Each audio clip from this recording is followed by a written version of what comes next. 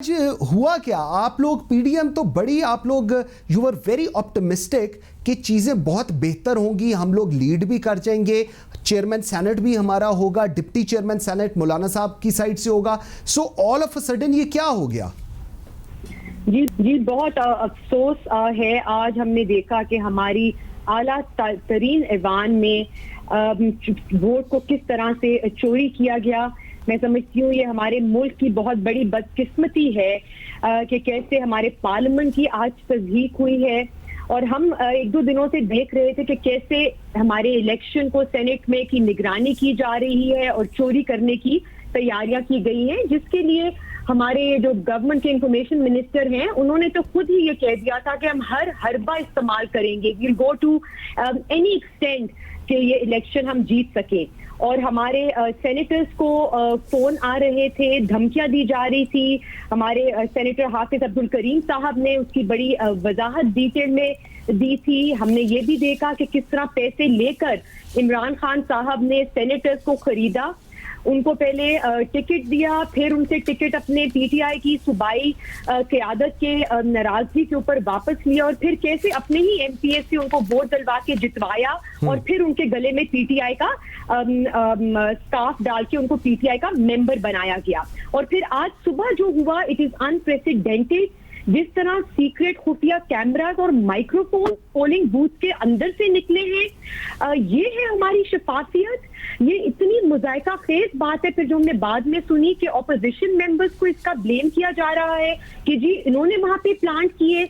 मतलब कि किस किस्म के यहाँ पे एक्सक्यूजेज और राशनल और जस्टिफिकेशन दी जा रही है, जब पूरा सेनेट सेक्रेटेरिएट हुकूमत के कंट्रोल में है, चेयरमैन सेनेट के कंट्रोल में है। तो बहुत ही अफसोस आज हुआ है जिस तरह से चोरी किया गया है।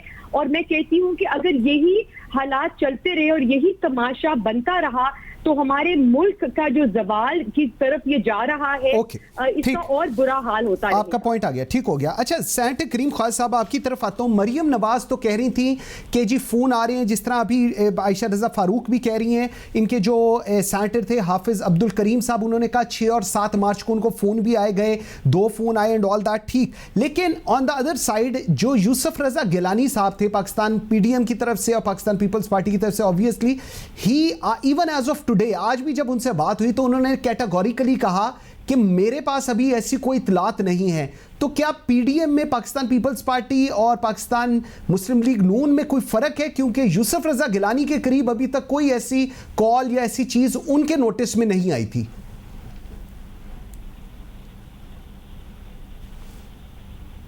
पॉलिटिकल वर्कर और एज अ पॉलिटिकल साइंटिस्ट और सोशल साइंटिस्ट समझता हूँ कि यूसुफ रजा गिलानी विक्टिम रहे हैं। उसका बेटा अगवा हुआ है और उसके बाद जो है उसकी पार्लियामेंट की एक बहुत बड़ी मशहूर स्पीच है जिसमें उन्होंने कहा था कि वो किसके वीज़ा के तहत यहाँ ठहरे हुए हैं। तो वो तो विक्टिम है, वो किस तरह कहेंगे कि चीज़ें मैनेज हुई हैं? मैनेज तो हुई हैं और बहुत बुरी तरह मैनेज हुई हैं और आने वाले दिनों में चीज़ें अनफोल्ड होंगी। देखें, असल मसला ये है काजी भाई कि नेशनल असेंबली और सेनेट को मैनेजेबल, उनको डिसफंक्शनल करना है। यहाँ से लेजिस्लेशन नहीं हो, पॉइंट ऑफ ऑर्डर नहीं हो, सवाल जवाब नहीं हो, मिनिस्टर नहीं आए और इनके जो तर्जुमान हैं इमरान खान के सो कॉल्ड, जो कि नई पार्लियामेंट के मेंबर हैं, वही हुकूमत करें। ठीक है।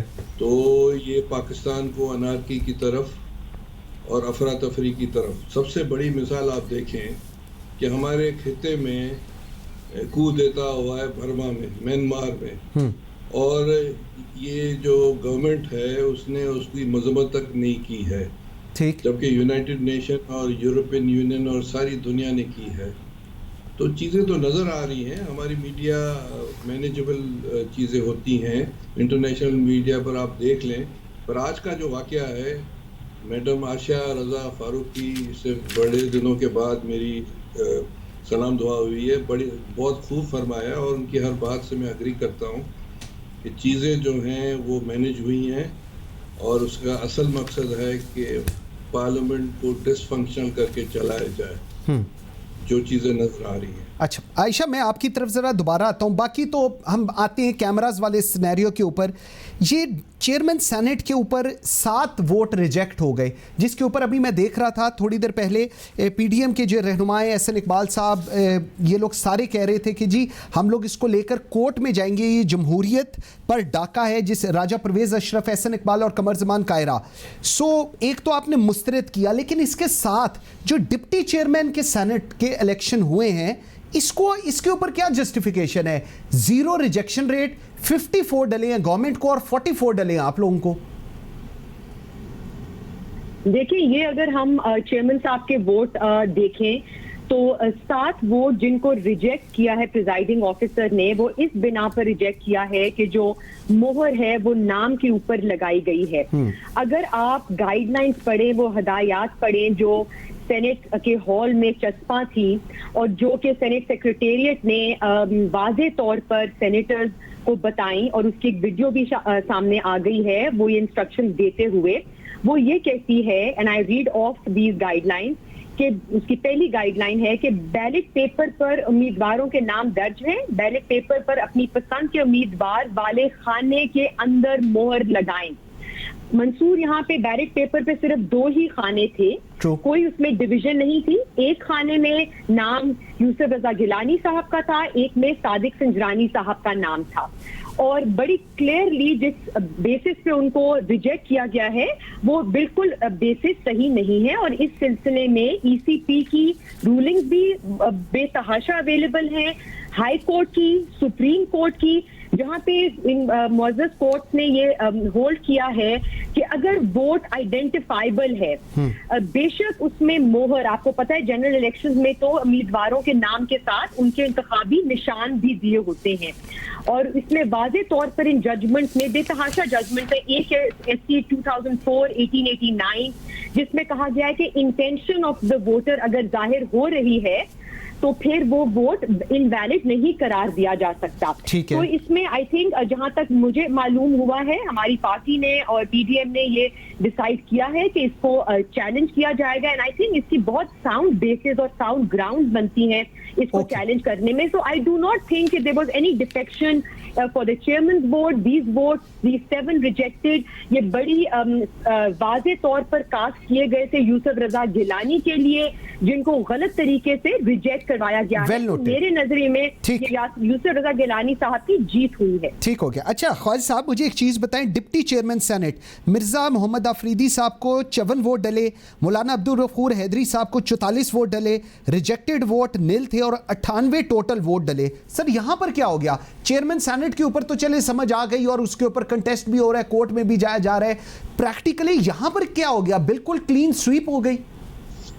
देखें, इससे तो चोरी वाज़े तौर पे पकड़ी जा सकती है, और ये एक प्लान के तहत उसको मिर्ज़ा मोहम्मद अफरीदी का, जहाँ तक हमें पता है कि वो 2018 में मुस्लिम लीग नून के पार्लिमानी पार्टी के मेंबर थे, और वो टेपर करके गए हैं पीटीआई में। तो ये भी अदालत में चैलेंजेबल बात है। हो सकता है कि हमारे नून वाले दोस्त इसको चैलेंज करें, तो ये डिसीट हो सकते हैं, क्योंकि ये इनका वो सेनेट सेक्रेटरीट में सारा रिकॉर्ड मौजूद है।